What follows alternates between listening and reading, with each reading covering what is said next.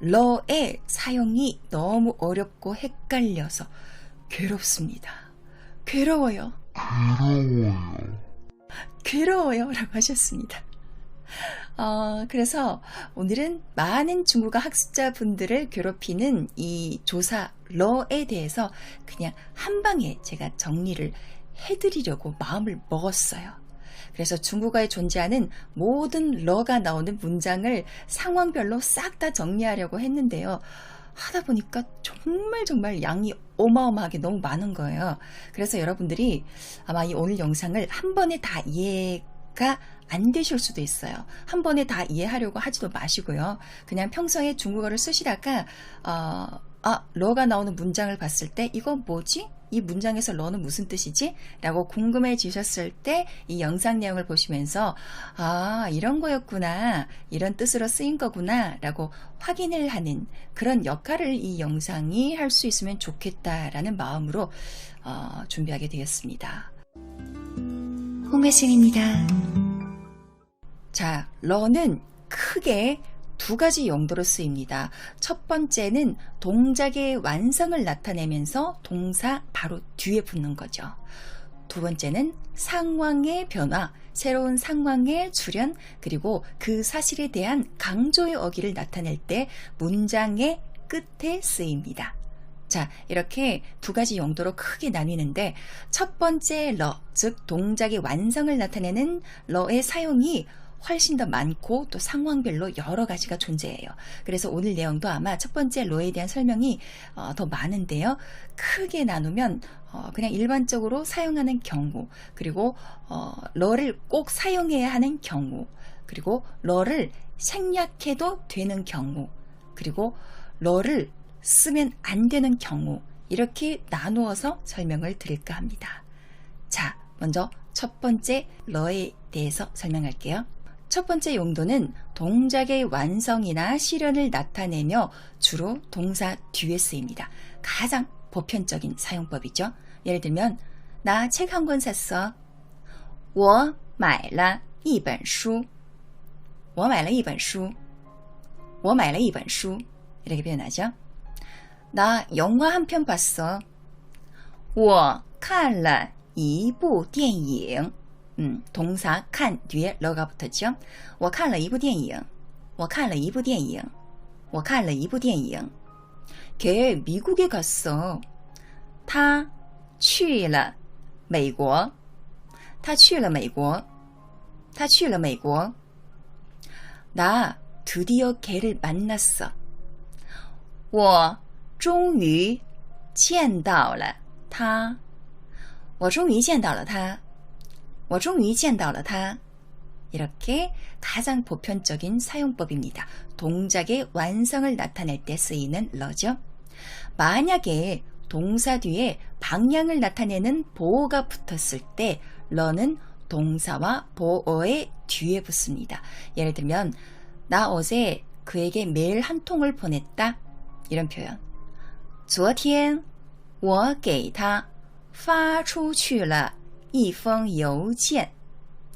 发出去가 방향을 나타내는 보호잖아요. 이쪽에서 그쪽으로 보내다.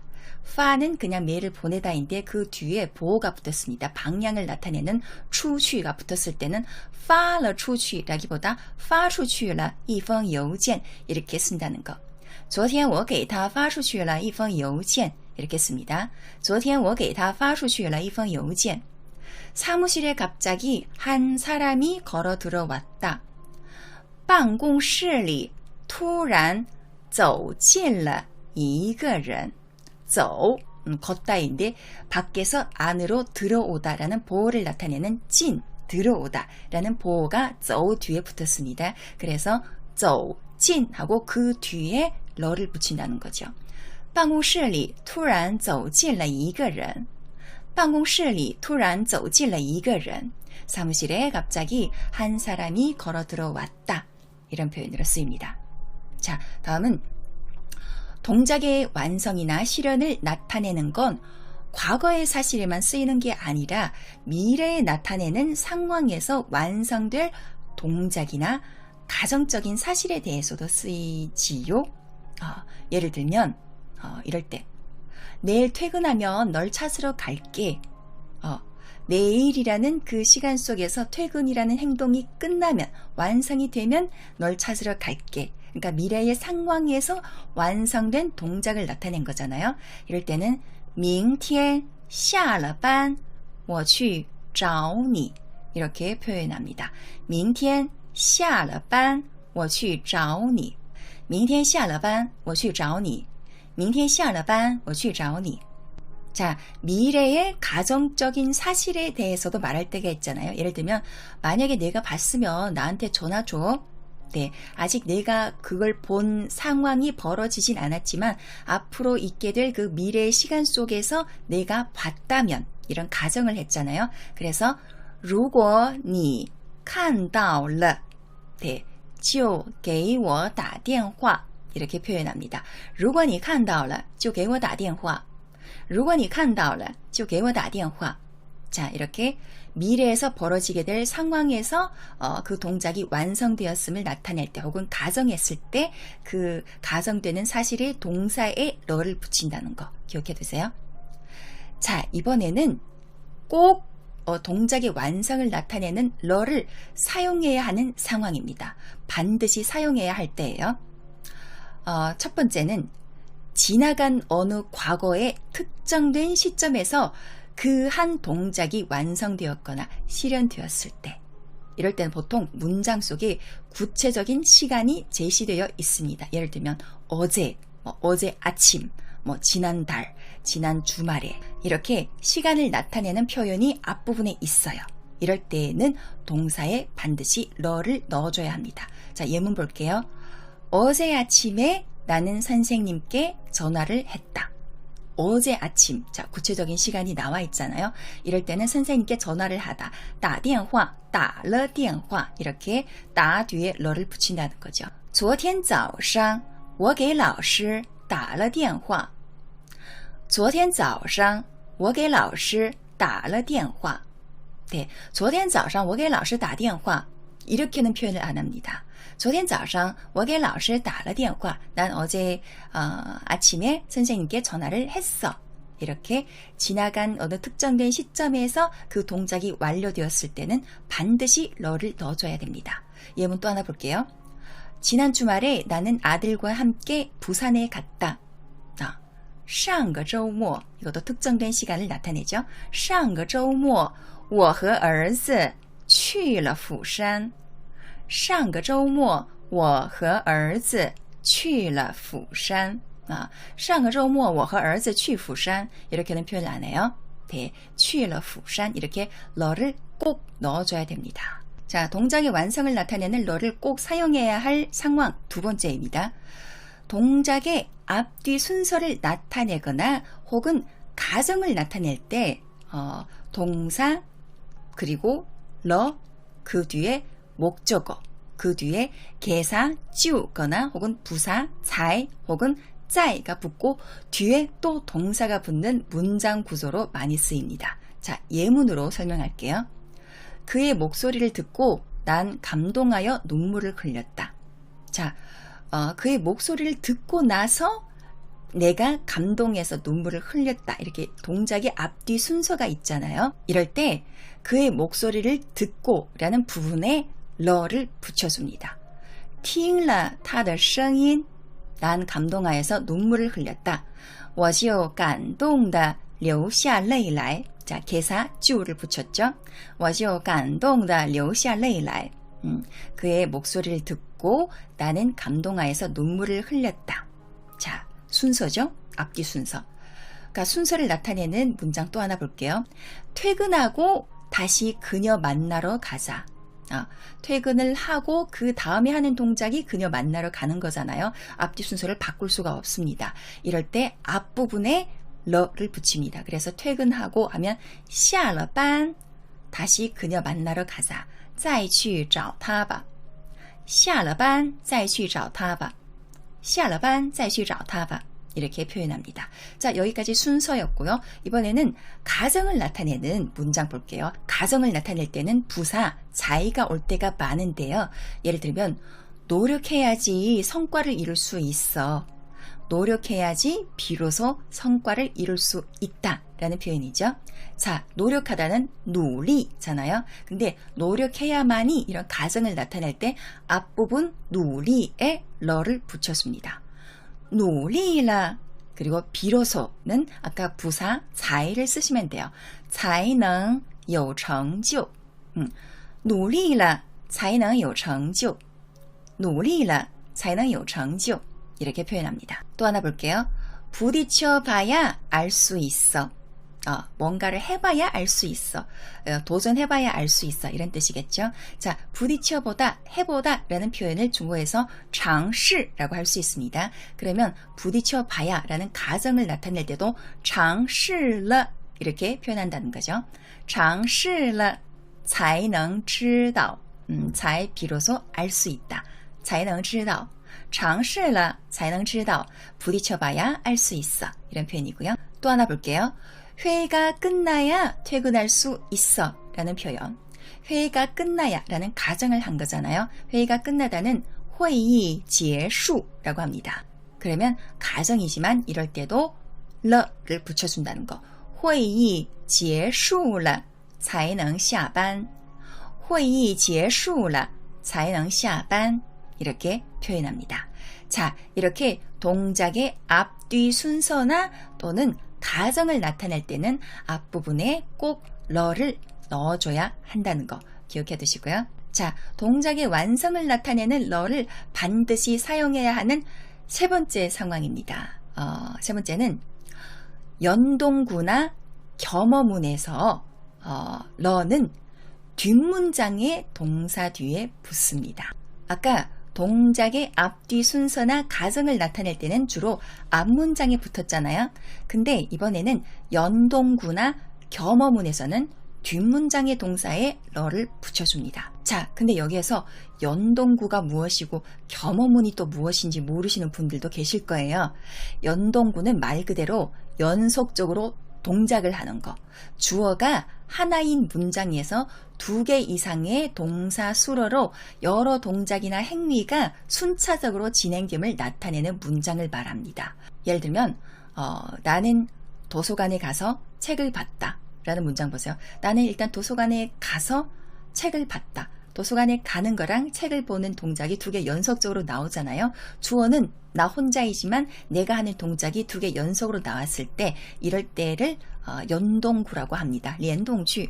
그리고 겸어문은 또 뭐냐면 2개의 짧은 문장으로 구성된 문장에서 앞문장의 목적어가 뒷문장의 주어로 나오는 문장을 말합니다.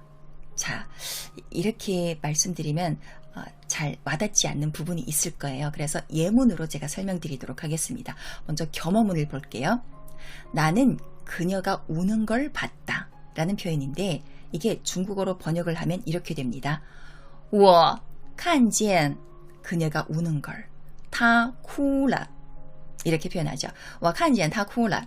자, 이 문장이 2개의 짧은 문장으로 구성되어 있어요. 하나는 我看见她 나는 그녀를 봤다. 두 번째는 她哭了 그녀가 울었다. 이렇게 문장 속에 짧은 2개 문장이 들어가 있습니다. 근데 我看见她에서 타는 나는 그녀를 봤다 에서 목적어잖아요. 타가 목적어입니다. 근데 뒷문장에서 보세요. 她哭了 그녀가 울었다. 여기에서 타는 주어입니다.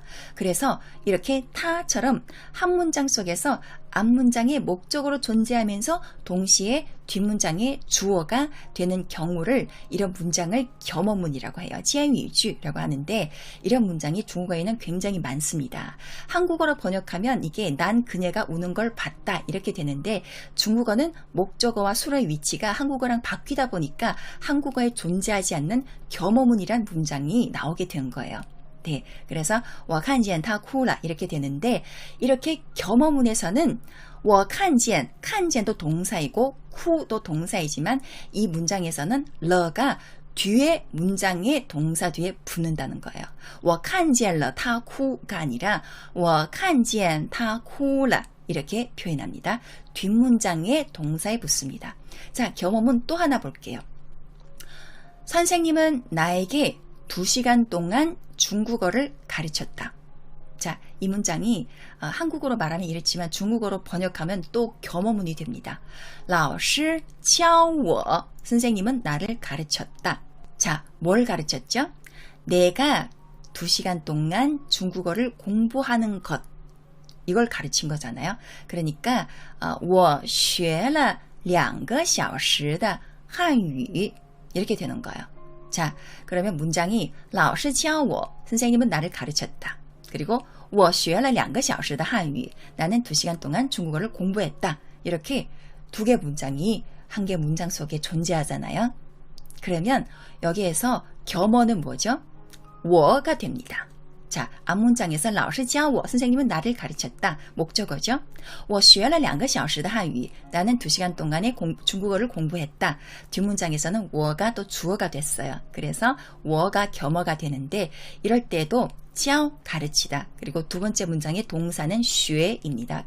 배우다, 공부하다.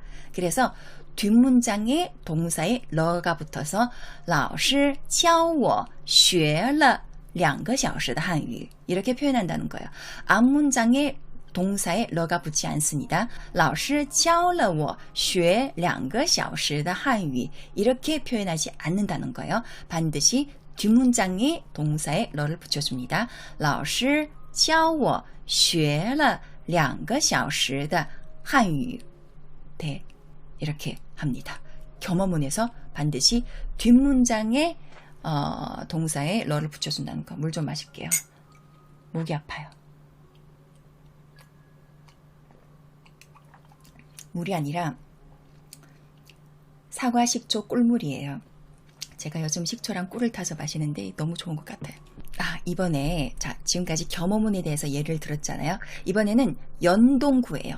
한 개의 주어에 동작이 연속 2개 올 때 연동구라고 했죠. 아까 들었던 예문 나는 도서관에 가서 책을 봤다. 도서관에 가는 동작이랑 책을 보는 동작 2개 다 내가 한 거예요. 동작이 2개 연속 나왔어요. 그래서 나는 도서관에 가다 라고 할 때는 我去图书馆 책을 보다는 看书죠. 그래서 我去图书馆看书了 이렇게 뒷문장에 러를 붙여준다는 거예요. 我去图书馆看书了 이렇게 표현합니다. 我去图书馆看书了 자, 연동구 하나 더 볼게요. 엄마는 장 보러 가서 채소를 샀다. 장을 보러 가다 그리고 채소를 사다 동작이 2개 나왔죠. 연동구입니다. 妈妈上街买菜了 이렇게 표현합니다. 上街가 한자 그대로 보면 거리로 나가다라는 뜻도 있지만 물건을 사러 가다라는 표현으로도 중국어에서 많이 쓰입니다. 그래서 妈妈上街买菜了 하면 장 보러 물건 사러 가서 채소를 샀다. 买菜了 자, 이 문장 역시 두 번째 동사의 뒤에 러를 붙인다는 겁니다. 妈妈上街买菜了妈妈上街买菜了 이렇게 표현합니다. 자, 이렇게 반드시 이 러를 써야 되는 상황에 대해서 이게 세 번째였죠. 연동구나 겸어문에서는 뒷문장이 동사 뒤에 러가 붙는다는 거. 홍배승입니다. 자, 동작의 완성을 나타내는 러를 반드시 써야 하는 상황 네 번째입니다. 어떤 특정된 조건에서 혹은 그런 어떤 방법을 통해서 혹은 어떠한 원인으로 인해서 결론적으로 또 어떤 결과를 얻게 되었을 때 동사 뒤에 러를 붙여줘야 합니다. 잘 와닿지 않죠? 그래서 예문으로 설명할게요. 예를 들면 선생님의 도움으로 드디어 석사 논문을 끝내게 되었다. 그냥 석사 논문 끝낸 게 아니라 앞부분에 조건을 넣었잖아요. 선생님의 도움으로 이럴 때 자, 선생님의 도움으로는 在老师的帮助下 나는 드디어 我终于 석사 논문을 다 썼다. 끝내게 되었다. 我终于写完了硕士论文 네. 在老师的帮助下我终于写完了硕士论文 이렇게 표현합니다. 네. 그러니까 앞부분에 선생님의 도움으로 이 일을 결론적으로 이런 결과를 얻게 되었다라는 표현이죠. 그래서 동사에 러를 붙여준다는 겁니다. 말이 버벅대기 시작하네. 2년 동안 열심히 노력한 결과 그는 끝내 베이징대에 합격했다. 자, 그냥 베이징대에 합격했다는 말을 한 게 아니라 2년 동안 열심히 노력한 결과, 네, 그 베이징대에 합격하게 된 그 원인을 제공한 거죠. 네, 2년 동안 열심히 노력한 결과예요. 经过2年的拼搏,拼搏가 이게 한국어로 직역을 하면 약간 분투하다, 뭐 고군분투하다, 약간 직역을 하면 좀 센 느낌이 드는데 중국어에서는 이 표현을 굉장히 많이 써요. 내가 엄청 열심히 노력했을 때 经过2年的拼搏, 拼搏努力 이렇게 표현을 굉장히 많이 써요. 네, 经过2年的拼搏, 그는 끝내 드디어 베이징대에 합격했다. 他终于考上了北京大学. 经过2年的拼搏, 他终于考上了北京大学. 이렇게 씁니다. 经过2年的拼搏, 他终于考上了北京大学. 자, 예문 하나 더 둘게요. 비가 와서 체육대회를 취소했다. 원인이잖아요.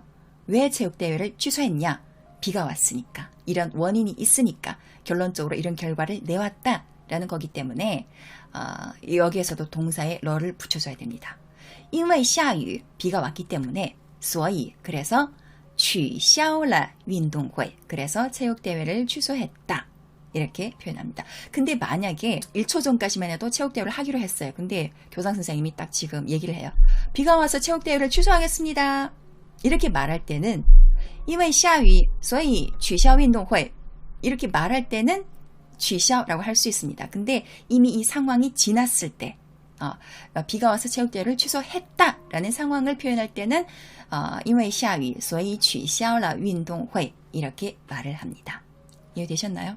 자, 여기까지 동작의 완성을 나타내는 러를 반드시 써야 하는 상황에 대해서 4가지로 말씀드렸습니다. 이번에는 동작의 완성을 나타내는 러를 사용하지 않아도 생략해도 되는 상황이에요.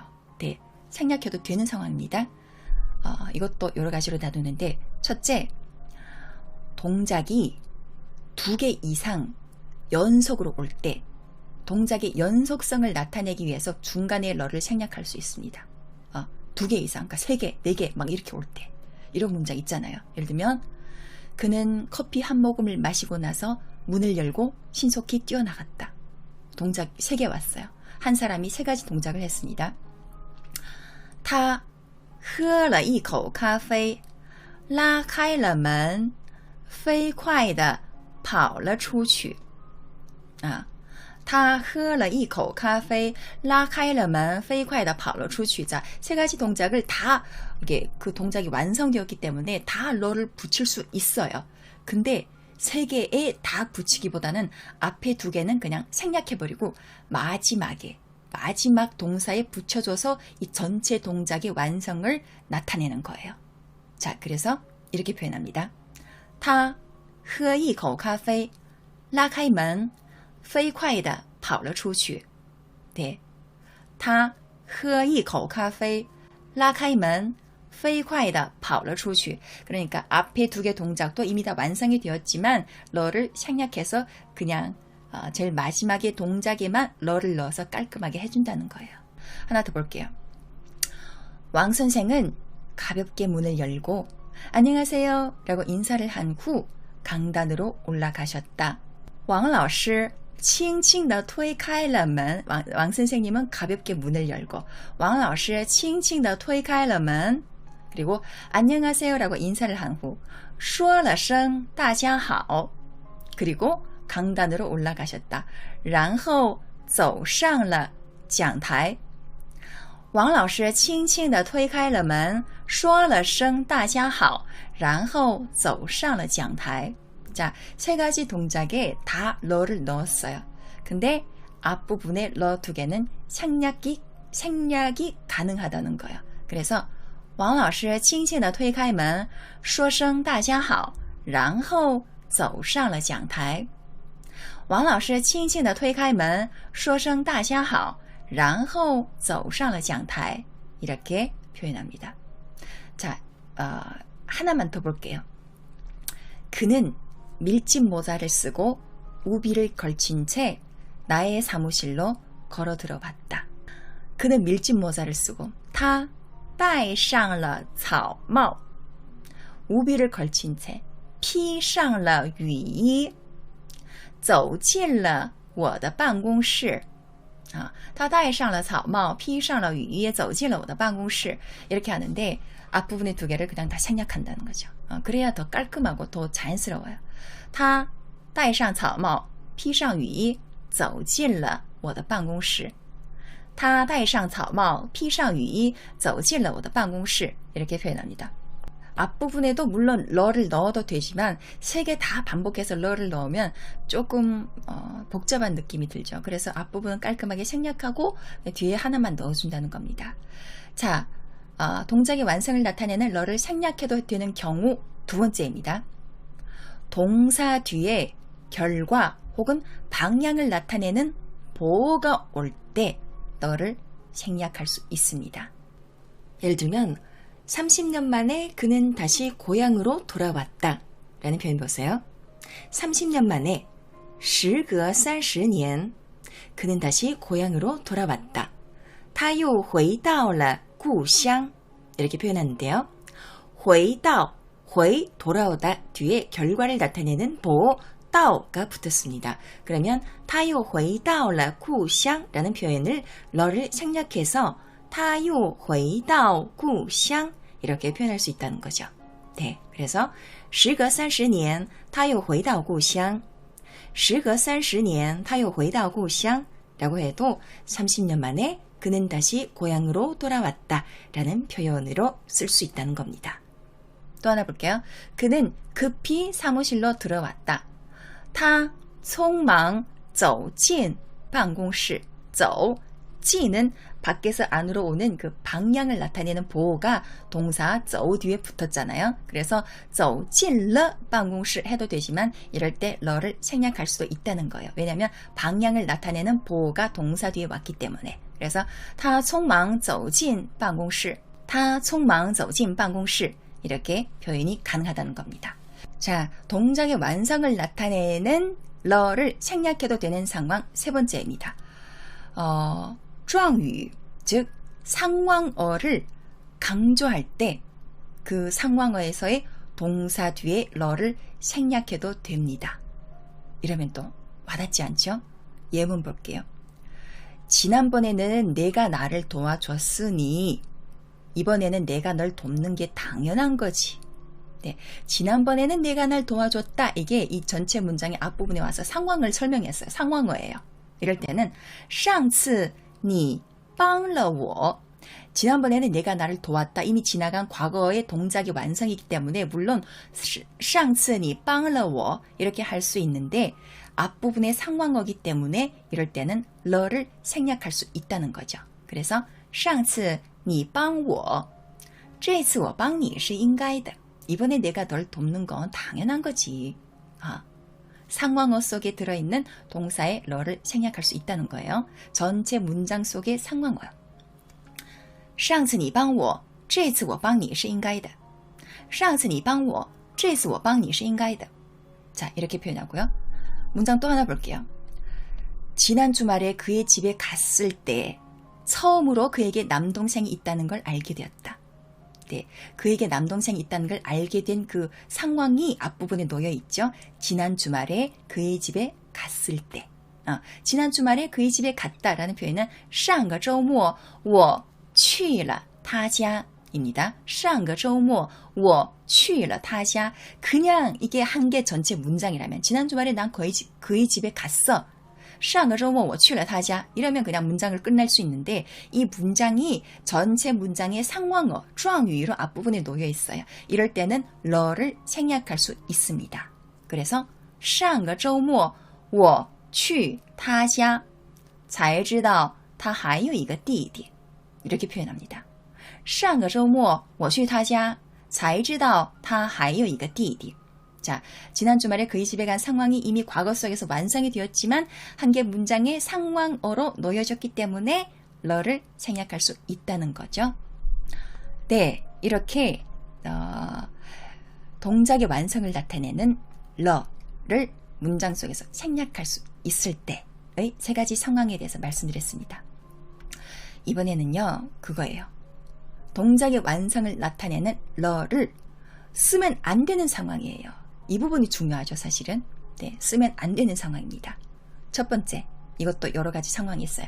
첫 번째는 습관적으로 발생하는 일이거나 자주 발생하는 일, 규칙성을 띤 동작을 표현할 때 러를 사용하지 못합니다. 예를 들어서 문장 속에 总是, 经常, 常常, 每次, 每天, 每月, 每年 이런 어떤 정기적인 늘, 항상, 언제나 이런 뜻을 나타내는 부사가 문장 속에 들어왔을 때는 러를 절대 넣으면 안 됩니다. 예문 들어볼게요. 그는 매일 도서관에 가서 공부한다. 매일 할 때는 每天이 들어가야 되죠. 他每天都去图书馆学习. 他每天都去了图书馆学习 이렇게 표현을 못한다는 거예요. 他每天都去图书馆学习. 매일 아주 자주 있는 일이기 때문에 그래서 러를 쓰지 못합니다. 자, 근데 이 상황이 작년에 벌어진 일이라면, 즉 그는 작년에 매일 도서관에 가서 공부했다 라는 표현은 어떻게 할까요? 자, 작년에 이미 지나간 과거에 벌어진 일이라고 해도 매일마다 규칙적으로 발생한 일이었기 때문에 이번에도 동사 뒤에 러를 붙이지 못합니다. 他每天都去图书馆学习 이 부분은 이대로 남겨두고요. 앞부분에 시간을 나타내는 시간이 뭐였죠? 작년이었잖아요. 그러면 문장의 앞부분에 去年을 붙여주면 됩니다. 즉 去年他每天都去图书馆学习去年他每天都去图书馆学习 이렇게 표현하면 그는 작년에 매일 도서관에 가서 공부했다 라는 표현이 됩니다. 이해되셨나요? 자, 예문 또 하나 볼게요. 매년 설날이면 그는 주위 친구들에게 전화로 새해 인사를 전한다. 매년 설날, 정기적인 규칙성을 띤 일이죠. 그래서 매년 春节, 매년 설날이면 그는 주위 친구들에게 他都给周围的朋友 전화로 새해 인사를 전한다. 전화하다잖아요. 打电话 새해 인사를 전하다. 拜年 이럴 때 打电话拜年라고 하지 打了电话拜年라고는 하지 않는다는 거예요. 每年春节他都给周围的朋友打电话拜年每年春节他都给周围的朋友打电话拜年 이렇게 표현합니다. 자, 러를 동작의 완성을 나타내는 러를 쓰지 못하는 상황 두 번째입니다. 심리활동을 나타내는 동사 뒤에는 이 러를 쓰지 못합니다. 예를 들면 심리활동을 나타내는 동사가 많죠. 打算 어찌어찌 할 예정이다. 决定 결정하다. 想 어찌어찌 하고 싶다. 感觉 어찌 느꼈다. 希望 바라다. 爱 좋아하다. 喜欢 좋아하다. 决心 결심하다. 以为 어떻게 여기다 등등 단어 뒤에는 러가 오지 못합니다. 예를 들어서 나는 걔가 농담을 즐긴다는 걸 느꼈어. 我感觉他很爱开玩笑. 내 느낌에는 걔가 아주 농담을 잘 즐기는 것 같다. 이런 뜻이죠. 我感觉他很爱开玩笑. 이렇게 표현하지. 我感觉了他很爱开玩笑. 이렇게는 표현을 못합니다. 我感觉他很爱开玩笑. 이렇게 표현하죠. 근데 여기서 주의점이 있습니다. 感觉 뒤에는 보어到가 오면 또 가능해요. 러가 붙을 수 있습니다. 我感觉到了他很爱开玩笑. 我感觉到了他很爱开玩笑. 이렇게는 쓸 수 있습니다. 자, 感觉의 용법에 대해서 러를 붙일 수 있을 때랑 없을 때가 뭐가 다른지 이제 感觉 뒤에 보어到가 붙을 때는 러를 쓸 수 있다는 거. 그냥 感觉 뒤에는 러가 오지 못한다는 거 기억해 두세요. 자, 다음 예문. 나는 주말에 그랑 영화 보러 갈 예정이야. 예정이야 라고 할 때는 打算 많이 쓰죠. 我打算周末跟他一起去看电影. 我打算周末跟他一起去看电影 라고 하지. 我打算了周末跟他一起去看电影 이렇게 표현하지는 않는다는 거예요. 자, 다음 예문. 나는 내가 그와 사이좋게 지내길 바래. 바래 할 때는 希望 많이 쓰죠. 我希望你好好跟他相处. 그와 사이좋게 지내다. 你好好跟他相处 이렇게 표현하는데 여기에서 希望 뒤에는 러를 절대 붙이지 못합니다. 我希望你好好跟他相处 이렇게 표현하지 我希望了你好好跟他相处 이렇게는 표현을 못합니다. 我希望你好好跟他相处 이렇게 한다는 거. 나는 여름방학에 북경에 가기로 결정했어. 결정하다는 决定이죠. 我决定暑假去北京. 네, 我决定暑假去北京 이라고 하지 我决定了暑假去北京 이렇게는 표현을 안 합니다. 그냥 어떤 상황에 대해서 나 결정했어 이렇게 깔끔하게 끝날 때는 我决定了 이렇게 표현할 수 있죠. 여기에서 러는 두 번째 상황의 러입니다. 내가 결정한 그 상황이 새롭게 발생했을 때 그래서 문장의 말미에 러를 붙이는데 我决定 뒤에 목적어가 올 때는 决定 뒤에 러를 붙이지 못합니다. 我决定暑假去北京 이렇게 표현한다는 거. 또 하나 볼게요. 젊을 때 나는 마이클 잭슨을 아주 좋아했어. 이런 분들이 많으시죠? 저도 그랬어요. 我也是. 年轻时 젊을 때 年轻时我很喜欢迈克尔杰克逊. 迈克尔杰克逊 마이클 잭슨입니다. 年轻时我很喜欢迈克尔杰克逊 이렇게 표현하지 年轻时我很喜欢了迈克尔杰克逊 이렇게 표현을 하지 못합니다. 단지 아까 간주에처럼 또 하나의 좀 특이한 점이 있는데 喜欢에 上이라는 보호가 붙으면 또 러가 붙을 수 있습니다. 年轻时我喜欢上了迈克尔杰克逊 이렇게는 표현이 가능합니다. 年轻时我喜欢上了迈克尔杰克逊 이럴 때는 和를 빼야 돼요. 年轻时我喜欢上了迈克尔杰克逊 이렇게 표현합니다. 네. 자, 세 번째 러를 동작의 완성을 나타내는 러를 절대 쓰면 안 되는 상황 세 번째입니다. 능원 동사 뒤에는 러를 붙이지 못합니다. 우리가 흔히 알고 있는 능원 동사 뭐能, 能够, 会, 可, 可能, 可以, 肯, 要, 需要, 愿, 想要, 要想 이렇게 어떤 내가 하고 싶다, 원한다 뭐 이런 표현에서는 러를 쓰지 못해요. 예를 들면 나는 지금 미국인이랑 영어로 소통할 수 있게 되었어. 가능하게 되었어. 라는 표현이죠. 现在我能用英语跟美国人沟通了. 네. 现在我能用英语跟美国人沟通了. 여기에서 能 뒤에 러를 붙이지 못한다는 거예요. 现在我能了. 가능해졌다. 한국어로는 가능해졌다 라고 해서 能 뒤에 러는 절대 붙이지 못합니다. 现在我能用英语跟美国人沟通了. 이게 문장의 끝부분에 러가 붙었는데 이 러도 사실은 두 번째 러예요. 즉 새로운 상황이 발생했을 때 러가 나온 거고요. 중간에 능의 뒤에는 러를 붙이지 못합니다. 예문 하나 더 볼게요. 그때 나는 그의 도움이 필요했는데 그는 되려 나를 무시했다. 当时 그때 我需要他的帮助. 과거의 어느 시점에서 나는 그의 도움이 필요했다. 需要이긴 하지만 과거의 시점이지만 그렇다고 해서 需要 뒤에 러를 붙이지 못합니다. 当时我需要他的帮助. 근데 그는 되려 나를 무시했다. 他却没理我. 메이는 과거에 대한 부정이기 때문에 메이를 붙이죠. 没理我. 나를 보는 척도 안 했다. 무시했다. 네, 이런 표현입니다. 当时我需要他的帮助他却没理我. 当时我需要了他的帮助他却没理我. 이렇게 표현하지 않습니다. 기억해두세요. 자, 동작의 완성을 나타내는 러를 절대 쓰면 안 되는 네 번째 상황. 네, 괜찮으세요? 네, 저도 슬슬 지금 땀이 바실바실 나고 있네요. 너무 더워요. 지금 역시나 데프리카네요.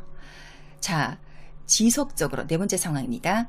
지속적으로 진행될 동작이나 상태에 대해서 표현할 때 러를 쓰지 못합니다. 이럴 때는 동사 뒤에 보통 즈를 붙여서 표현하기도 하죠. 예를 들면 지속적으로 진행될 때 이럴 때는 흔히 좀 부사가 나오죠. 줄곧 이런 표현 一直 줄곧이라는 부사가 문장 속에 나왔을 때 난 오늘 계속 회사에서 그를 기다리며 아무데도 안 갔다.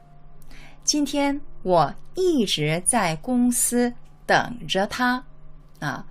줄곧 그를 기다리는 상황이 이미 끝나긴 했지만 이즈가 들어가서 等 뒤에 러를 붙이지 못합니다. 今天我一直在公司等着他. 줄곧 회사에서 그를 기다리는 상황이었다 라고 하기 때문에 等着는 붙일 수 있습니다. 하지만 等了他는 붙이지 못해요. 아무데도 안 갔다. 哪儿都没去. 今天我一直在公司等着他. 哪儿都没去. 네, 이렇게 표현합니다. 这는 생략할 수 있어요. 一直 줄곧 나타내는 표현이 들어갔기 때문에 这는 여기서 생략할 수 있어요. 今天我一直在公司等他哪儿都没去. 네, 이렇게 표현할 수는 있습니다. 근데 러는 붙이지 못해요. 자, 예문 하나 더 볼게요. 그는 계속 울고 있어.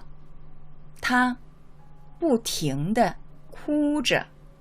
그는 지금 끊임없이 계속 울고 있어. 他不停地哭着 라고 하지 他不停地哭了 라고 하지는 않습니다.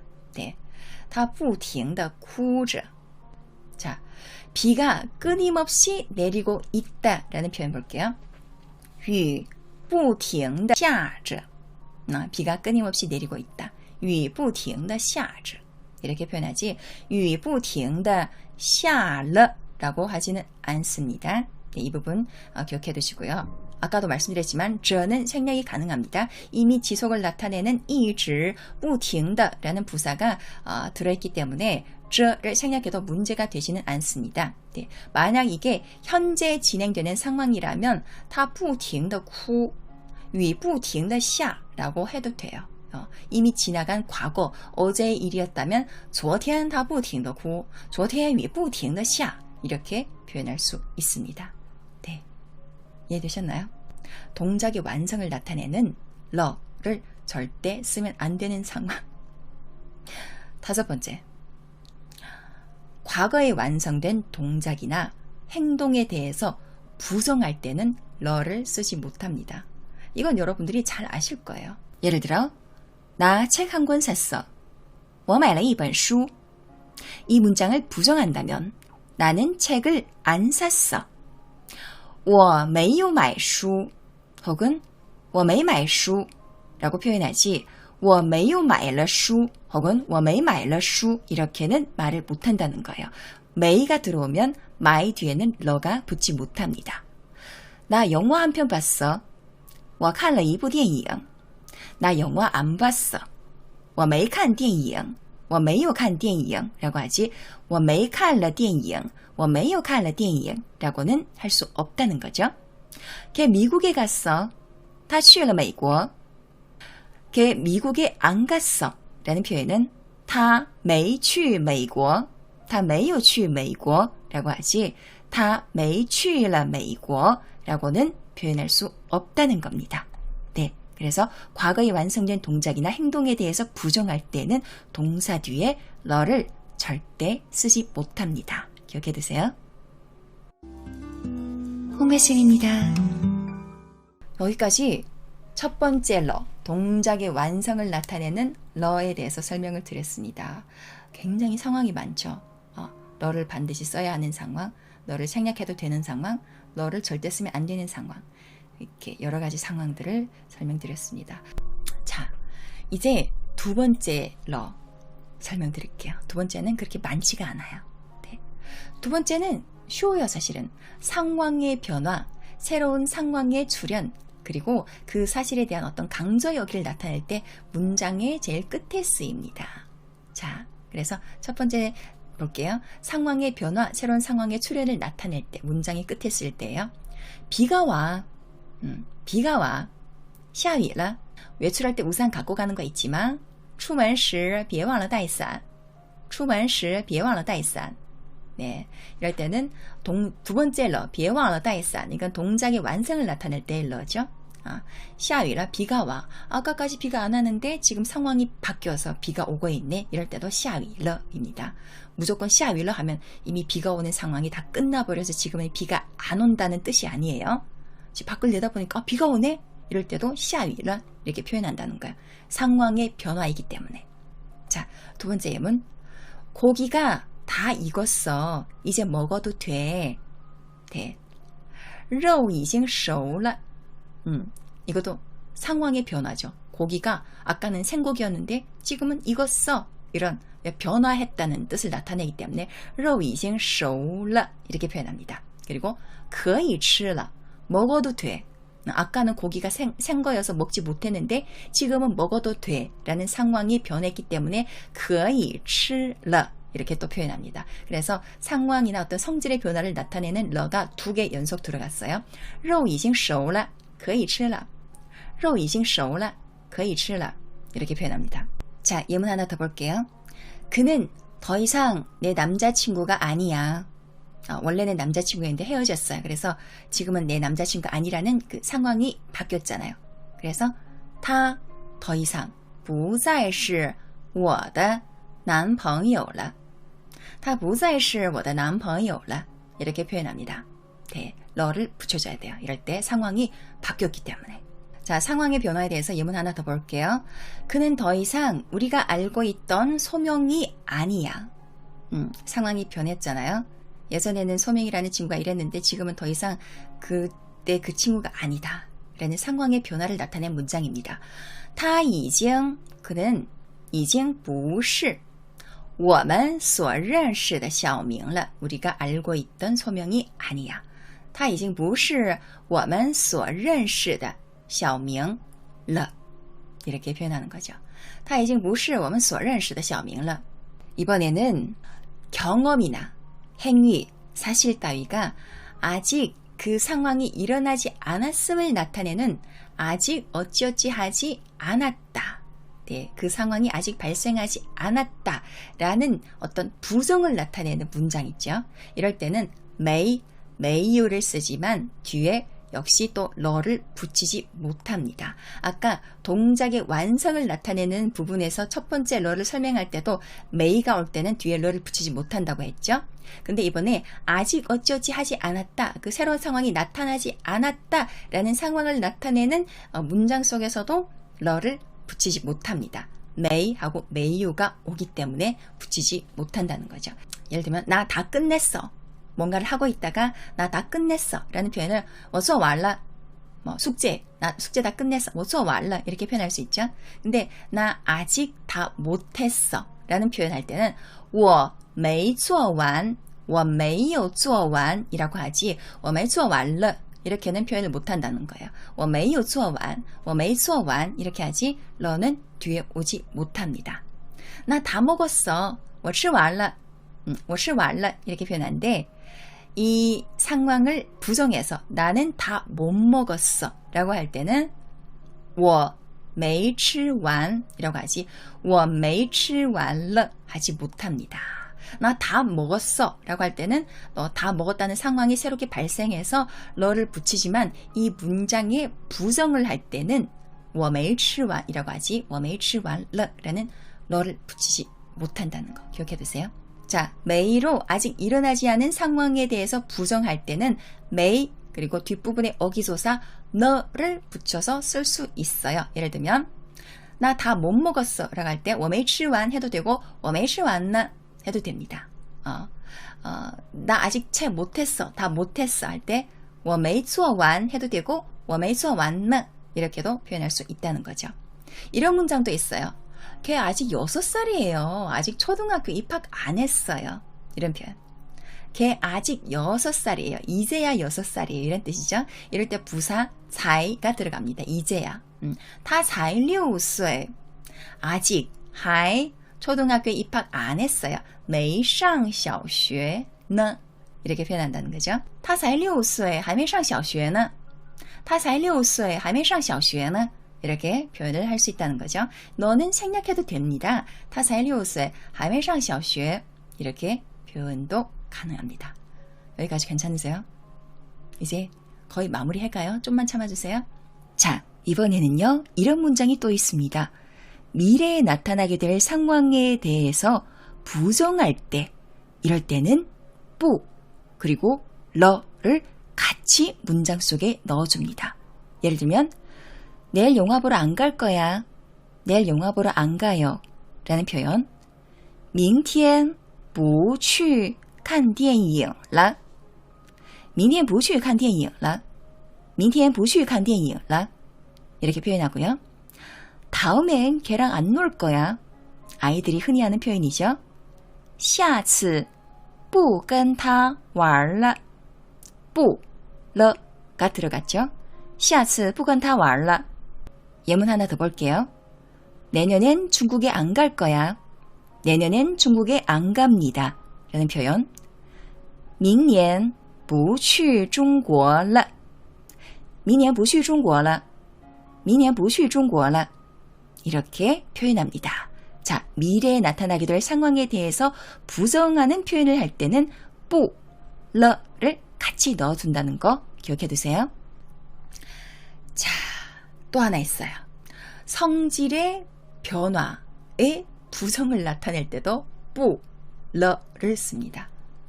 성질의 변화의 부정, 이게 뭐지? 라고 하시겠지만 예문을 보시면 알 거예요. 예를 들면 물이 안 뜨거워. 이제 마셔도 돼.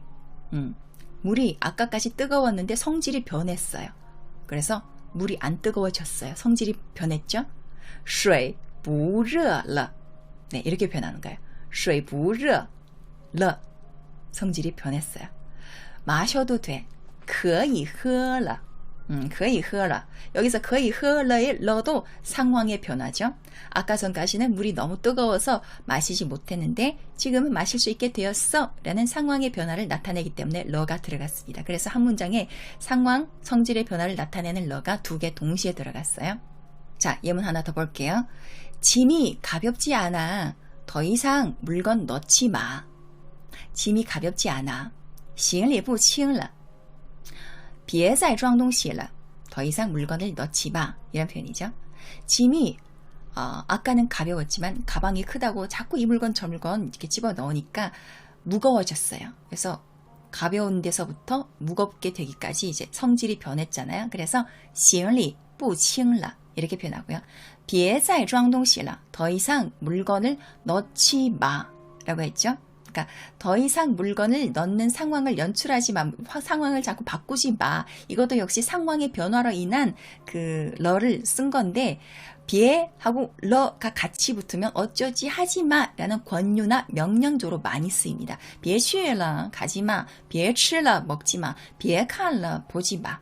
네, 이런 뜻으로 굉장히 많이 쓰이기 때문에 이건 패턴으로 기억해 두시는 게 좋습니다. 네, 그래서 行李不轻了别再装东西了 짐이 가볍지 않아. 더 이상 물건 넣지 마.